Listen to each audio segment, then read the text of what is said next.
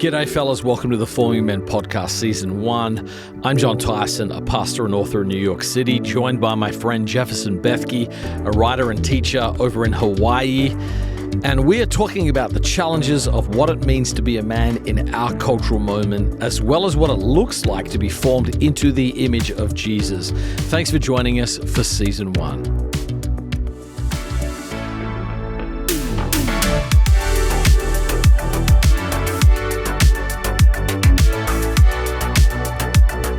Hey fellas, before we start, I wanted to let you know how to get Jefferson and Mai's newest book, Fighting Shadows, completely free a few months before it comes out. We're building a fun launch team for the book, which means really just reading it and letting us know what you think. We'd love to have you on the team and send you a copy early. For more info and to sign up, you can go to fightingshadows.co.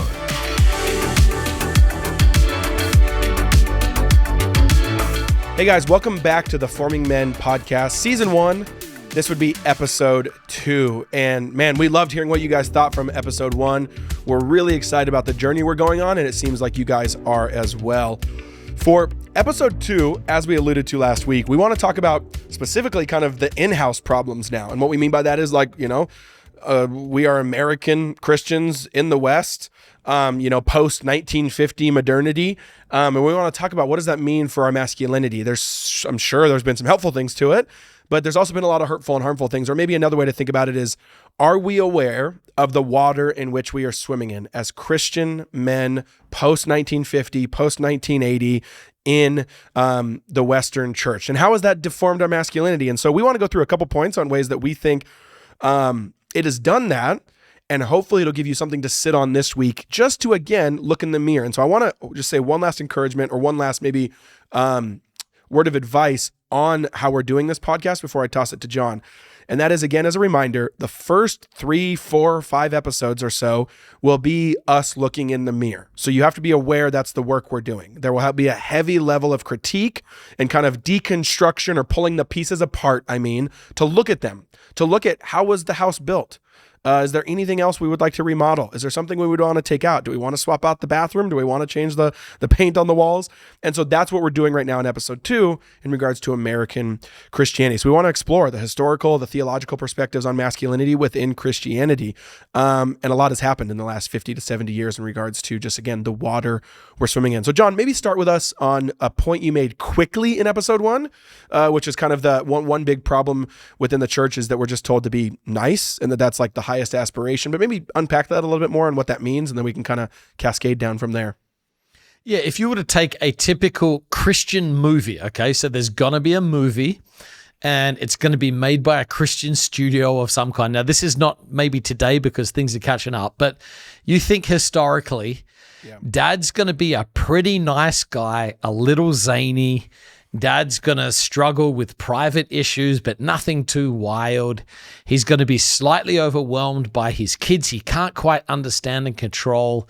He's going to have an okay relationship with his wife who sort of respects him and really hopes he'll get his act together.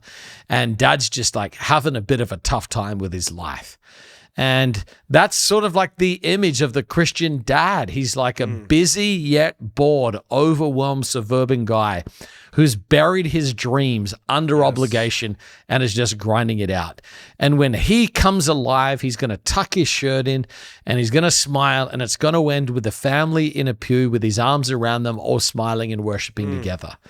And look, I love men bringing their families to worship, but that is not the vision of what a godly man is, sort of that tepid, quirky, mild-mannered person who's just trying to be better and he's trying to be good. I don't think that any man really wants to be like that. I don't meet any man who's like, their life vision is like, tell me about what you want to be with your life. It's like, nice. Nice is not a fruit of the Spirit. Nice is not mentioned in the Beatitudes. Nice people aren't crucified. Nice people don't turn over tables in anger. Nice people aren't weeping when their friends die. Nice people aren't saying, woe to you, sons of hell, brood of vipers. So again, we've just sort of got this vision, and I don't know if it's taken out of the post-World War II idolatry of the nuclear family. I don't know if it's focus on the family. I actually haven't, as far as I can remember, read a single thing from Focus on the Family. So, but I think just like sort of that vision. And there was a lot of culture warring, I think, in the 80s, which is society is trying to destroy the family. And here's the thing. I think there's elements of truth to all of those things. Like, you look at the greatest thing that can happen sociologically to bring about justice in the world today is to raise kids in a family with mom and dad present, working on their marriage. I mean, that is the greatest root solution for justice in our world today. I love family, but what the church did to the vision of a typical family was to sort of reduce it to kind of like a suburban, washed out, vanilla, khaki-colored sort of man. And I think it didn't inspire anyone. Yeah, exactly. And that's something that I get really passionate about for anyone who's followed me, and something that I care deeply about, what I've written on extensively as well. And we'll talk about that in a few future episodes on one particular slice of that. But I would say this. Here's a metaphor, I think, for you guys listening that me and Jon have used a lot in forming men that I think is really, really helpful. But I'm even going to put a spin on it that's kind of new and pertinent to this exact thing that Jon is saying. And that's that there's kind of two men in life, right? You're either a spectator or you're an athlete actually in the game. And you can, reference, Teddy Roosevelt's famous man in the arena. We need more men in the arena. And the sad part is the institutionalized version of evangelicalism in the Western church tends to domesticate men and push them into the sidelines, push them into being a spectator, which that's not crazy. We've talked about that metaphor before, Jon. But what's interesting when you think about it is what they continue to do, though, in the church, and a lie that men tend to believe is, instead of saying, like, when they feel convicted of sin or when they feel like maybe a vision is cast that's amazing and better, instead of saying like, oh no, having an epiphany of, oh no, I need to be in the game, what a lot of we do ourselves, or what the church does to us, is just try to make us a better spectator. So we actually try to moralize and make us better versions of spectators. And that's exactly the dad you're talking about in those Christian movies and those Christian archetypes, is they're not actually in the game. They're only assessing and they're just trying to be really, really good fans. So a bad fan would be the dad that doesn't show up at the game. A bad fan would be a dad that doesn't support the team. A bad fan would be a dad that maybe doesn't write a check for the people actually in the kingdom of God, like doing the work in the game and pushing back darkness. A good fan, right? A good spectator would be the one who's doing that, who dresses well, gets to the game early, writes the check, supports and encourages. But that's still not being in the game. That's still not actually being in the game. And so we have to fundamentally ask ourselves, are we just trying to be better spectators, which is still a fundamentally not good position for a man to be in, or are we actually trying to jump the fence and go play the game? That's actually the question. And you nailed it, Jon, with talking about that in regards to fatherhood and being in a marriage and leading a family with your wife. That's exactly the key. As most men, and another way to think about it is this: a lot of men, I think, in the church, when they're even doing what they think is best, they're living what I would almost call a reactionary or reactive masculinity, not a proactive masculinity, right? Because again, we've been so domesticated, I think, through the church, that we are taught to just like receive the instruction, receive the morality, receive the spirituality, receive the thing, and just internalize it, moralize it, and think the right things, and don't do really bad, sinful things. When an active Christianity, an active masculinity would actually say, how do I get on this field, start moving the football farther down the field, and how do I go to war, right? And by the way, you do that by having a bigger picture, by having a bigger vision. And so, men, that's what I want to start with here on episode 2 is to answer that first point, the kind of the archetype of the nice man. You need to make sure your vision for not only yourself as a a man, but also your vision for yourself as just a human is the vision that God has for you. And that vision is to go subdue the entire earth. That vision is to go create and cultivate and make beauty out of chaos, and go put your hand to the plow and create and use fight evil. And exactly, work for and in justice doing in so, the world. Have a cause. Exactly. And in doing so, you push back darkness. You partner with Jesus in a way that actually says, no, I actually want to give my life to you because your mission is the greatest and the best and what we were created for, and push back darkness with my vocation. And when you do that, it eradicates the nice man. You'll still be nice. You'll still be kind. But what's interesting is that's not the goal. That's a byproduct. That's one of hopefully many byproducts when you're living as an image bearer on mission for God in his kingdom, pushing back the darkness. And if you have a wife and a spouse and kids as well, bringing them along in that as well. So I think that's huge for point number one, Jon, is the eradicating of the nice man. So point number two, where else have we messed up? You wrote this down in the notes. You said men behaving badly as point two. What do you mean by that? How has the church messed up in that regard? Well, I think, again, this is most of the challenge, or most of the problems that we have inside the church, is that men can't be trusted with power. And so you've got men, who don't want to give power away to women. They're just like, women can't lead in the church. A woman's job is to be home. A woman's job is just to, care for a family. And, men have to lead. God's given leadership to men. And so what do they do when they lead? Like abuse people. There's so much church hurt. There's so much trauma because men with power have used their power badly. Ravi Zacharias, what an absolute tragedy, a secret predator up there trying to talk people into following Jesus, and he's a sexual predator behind the scenes. There's been so many celebrity pastors who've fallen into sin. It's almost like a cliche. You're just waiting for the next person to fall. And so what we've said to women is, women, you can't have control, you can't have power, because we'll take it from here. And then so many men who have that power, they don't use it in a way, but their character hasn't been formed. And so I think this is like an overreaction. People have taken their fear, which is what a lot of this is based on, fear, and then they've tried to control things. And they perceive all of these cultural forces and, the role of women in the church, they view these as threats to their masculinity. And so as a result, they overcompensate and they power up. And that sort of psychological state, when you're powering up in fear, rarely are you in a position where you can show empathy for people. Rarely are you emotionally in a place where you can be compassionate for others. Rarely when you're in sort of like that warring state, are you creating systems of care with your power? Now, I think there's a time for men to go to war. I think men should use their strength in the right ways. But I think so much of this has been an overreaction in the world that we have today. Men have taken their fears of a changing culture and moralized male power in the church and then held on to it, probably many of them out of a desire to protect people, but they've ended up abusing people with the power that they have hoarded. And I think that has done so much damage inside the church. There's a passage we talk about all the time. It's Proverbs 31. I talked about this in The Intentional Father. I got whole speeches dedicated to this, where it says, do not give your strength to women, your vigor to those who ruin kings. And what a man does with his strength determines the kind of world he lives in. If he shuts his strength down, nothing good's going to happen because of that. A passive man is not a godly man. But a man who is giving in and he's using his strength badly is going to damage the people underneath his care.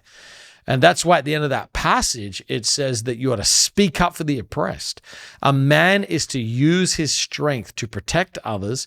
He's to use his power and privilege to be a voice and an advocate for others who are struggling, and he's meant to do it with a sober mind. So he can't let that power go to his head. He's got to use that power as a servant.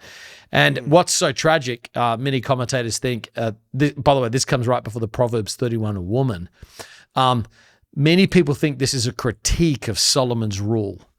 At the end of his life, King Solomon's heart was turned away. He disobeyed the word of the Lord. His heart was turned away to foreign wives.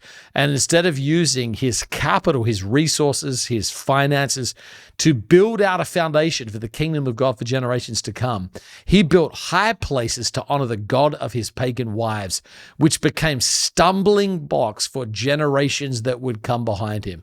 And I think that's actually what's happened. Men have used their power. They've given in to the temptations situations of the world. And as a result, you've got a generation of kids who now see church as a stumbling block, a place they don't want to go for their faith. So I think there's a lot of damage that's happened there. Culture warriors, people fighting cultural issues, importing that into the church. I say all the time, if you don't believe in Satan, you're going to turn people into Satan. If you don't believe in demons, you're going to demonize people. If you don't believe in a spiritual war, you're going to get involved in a cultural war. And what that's going to be primarily is a misapplication of male strength. Yes. And so as a result, they don't have sort of like the character of Jesus. They don't have that sort of meekness, that strength under control inside the church. So I think that it's been confusing for a lot of people. Well, Jon, you brought up a perfect point that I was wanting to say as well. As you were talking, it kind of brought up almost a point 2, point 1, or point B for me, in that men behave badly because they haven't been properly formed into the character of Jesus in the church.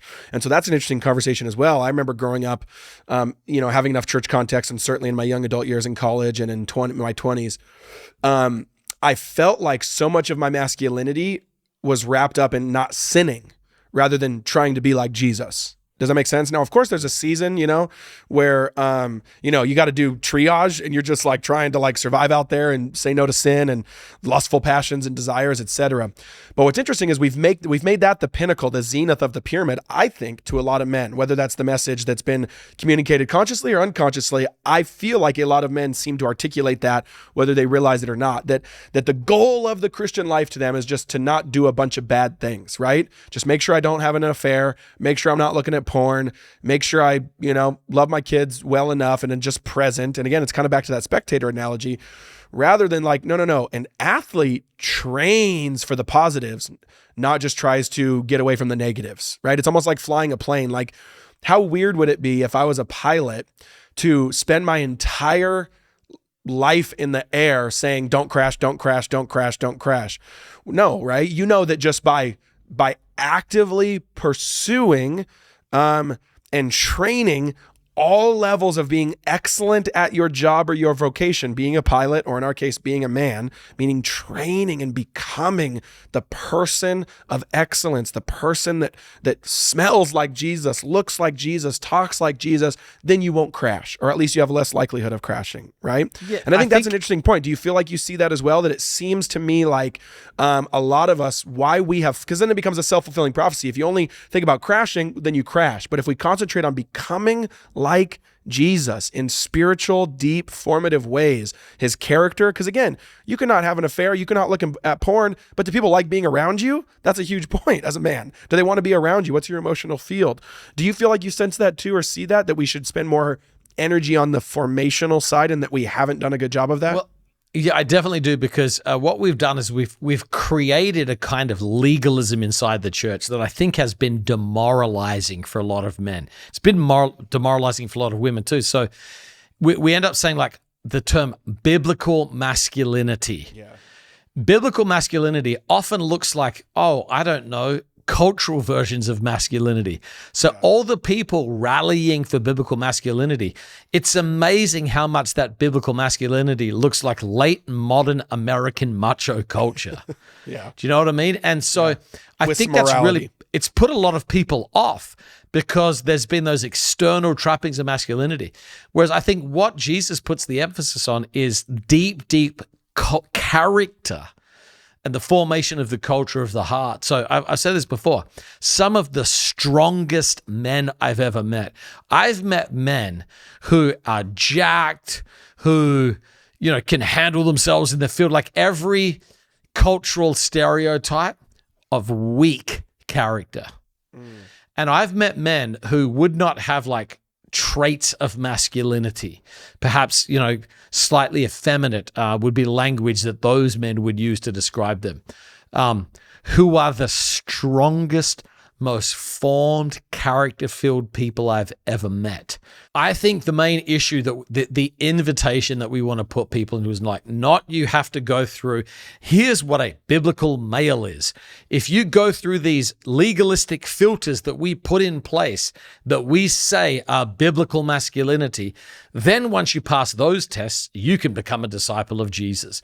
And I think there's a kind of legalism that's been established in churches with such a focus on biblical womanhood or biblical masculinity, rather on Christ-likeness.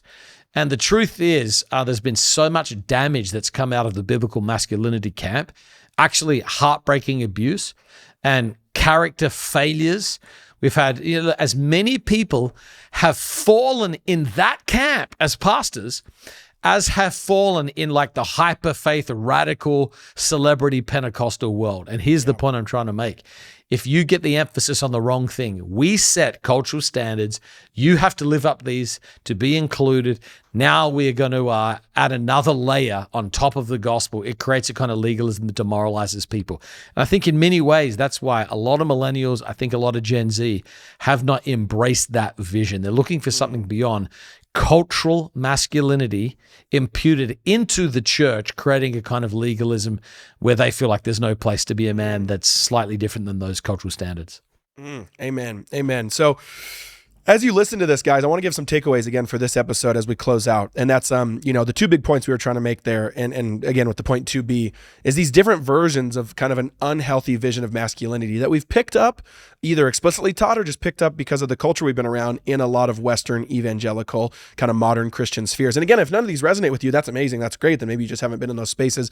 But I think a lot of men will resonate. And that first one, again, was the nice man. Do you resonate with, man, if I kind of like, if you ask yourself, if I think back on a lot of my moments in church and moments in Christianity, that does seem to be the highest aspiration that I'm being taught to live to. What I would say is, again, that's fine. Like, you need to be nice, but that's a byproduct. You need to be kind. I don't know if you need to be kind. nice. Yeah, exactly. You should be kind. But that's certainly either or, however we're saying it, is not something you should shoot for. That is a byproduct of you going farther. And so use that kind of that, am I in the game or am I in the stands? Am I a spectator or am I an athlete? Am I actively training on a mission? Am I pushing back darkness? Am I fighting evil? Am I in the war? Am I in the battle? And by the way, back to the kindness, nice thing, no, any athlete that's really excellent about what they do, there's an edge to them, as they're not. Now, there's a very controlled edge because they're very disciplined, but there's an edge. You wouldn't say there's an edge to the spectator, right? And so ask yourself which one you resonate with there. And then the second point being kind of men behaving badly. Men, we've seen, and we have to admit in churches, men, we can't be trusted with power. We don't want to give up power. So what's your relationship been with power? Can you be trusted with it? And then the point 2B with that we talked about is, man, have you actually focused most of your masculine life on forming yourself into the image of Jesus in a community of other men? And again, and it being a deeply formative thing, or have you just concentrated on not doing the really big sinful things and you're good to go? Those are two very different things. And so I hope that vision catches you as you kind of maybe yourself wrestle through your own church story, church journey, the story of you in evangelicalism, or whether you're Catholic or Protestant, whatever it is, but just the voices and the stories surrounding you around masculinity. And if these do resonate, kind of poke holes in them a little bit and kind of be like, oh, call them out for what they are, and hopefully what we said as well. And so that's all we have for this week. And I'm really excited to hear what you guys think about it as we post some clips and in the comments. And next week, we're coming back for the exact same thing, but again, now against culture. So we looked at the church. Now we're going to look at culture a little bit deeper with a little bit more of a magnifying glass. And I'm excited for that next week. Hey, you guys, thanks so much for watching and listening to this podcast. One fun thing that we want to do is kind of every other week or sprinkled throughout the big episodes that me and Jon are recording is we want to answer and do episodes of your guys' questions to the last episode or the last couple weeks episodes. So the way we want to do that is we want it in your own voice. We want to hear you ask the questions. So if you want to ask a question that we will answer on the podcast, email a voice note. So record it on your iPhone and email it to us at jeff@formingmen.com. Now, one or two caveats: the shorter the better, the more concise the better. So maybe try to say it once or twice before you send in the recording, and also make sure to give us your name and your location, and we would love to answer them. So again, record a voice note of a question to the previous week's podcast. Send it to me at jeff@formingmen.com. We'll try to answer them.